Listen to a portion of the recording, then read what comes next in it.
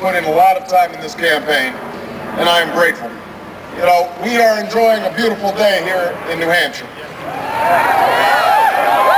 But I think it's appropriate for us to begin by thinking about those families that are having their lives upended as a consequence of Hurricane Ike in the Gulf.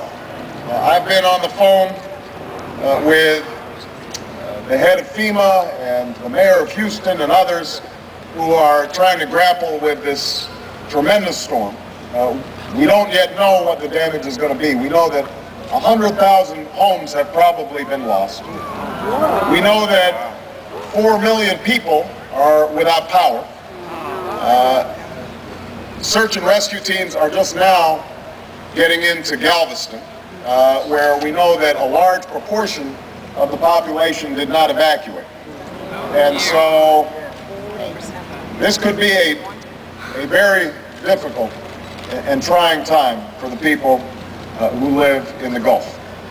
So I think it's important for us to make sure that we are keeping them in our thoughts and prayers today. And I know that one of the things that we've seen after Gustav, one of the things that we saw after Katrina and Rita, is that during difficult times, during moments of tragedy, the American people come together. We may argue, we may differ, but we are all Americans, and one of the principles of this great country is that during times of need, we are all in it together. And it doesn't matter whether we are Democrat or Republican,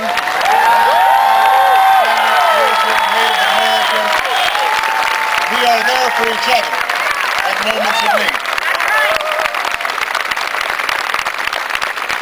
So I hope that this enormous crowd is going to be monitoring the situation. I suspect that the Red Cross, already burdened with Gustav and helping out in the wake of that storm, is going to need more resources. We may end up needing volunteers and supplies, and I know that all of you will be there if that should become necessary. We'll help them. You will help them.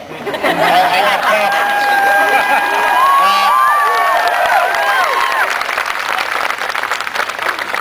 confidence. Even as we think about this enormous hurricane that's moving its way through the Gulf, I think one of the things I've learned over the last 19 months is that a lot of people are going through their own trials and their own tribulations. There are a lot of quiet storms that are taking place throughout America. Everybody's got a story! All across America, I meet people who have seen their jobs shipped overseas. Yes! And they haven't lost only their job, they've lost their health care, they've lost their pension. Oh yes! And they've lost the sense of dignity that comes with work. All across America, I've met couples who don't have health care even though they've worked all their lives. Maybe they lost their job at the age of 55, maybe a company reneged on its commitment to provide them health care after they retired. All across America, I meet young people who have the grades and the will and the drive to go to college, but don't have the money. All across America, there are children growing up without a stable home, in schools that are underfunded and uninspired, young children who don't see any path for themselves other than a path to jail or a path to drugs, or in some case, a path to death. All across America, there are families who have always understood themselves as middle class, who knew that if they played by the rules, if they tried, they could make it here in America because that was America's promise. Yeah!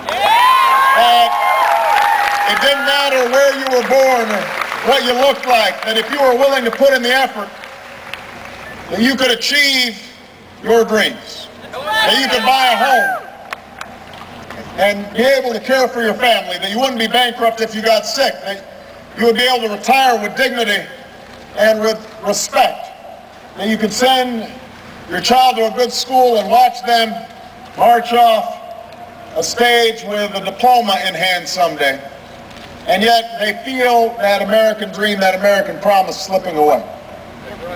All across America, people are working harder for less. And all across America, it's harder to save and harder to retire. And people are concerned not just for their own immediate well-being, but they're concerned what's happened to that promise? What's happened to that dream?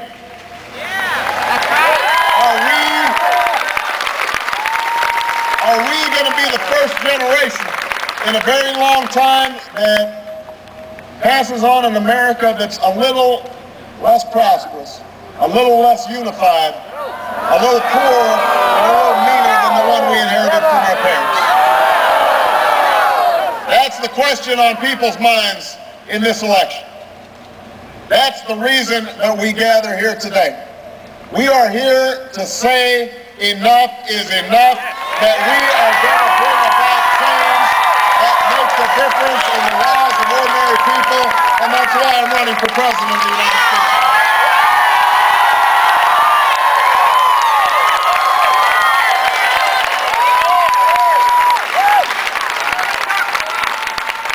Think about it. Think about it. Think about what we've gone through over the last 8 years. We've seen incomes and wages flatline. When Bill Clinton was president, the average family income went up $7,500. Since George Bush has been in office, your average family income has gone down $2,000.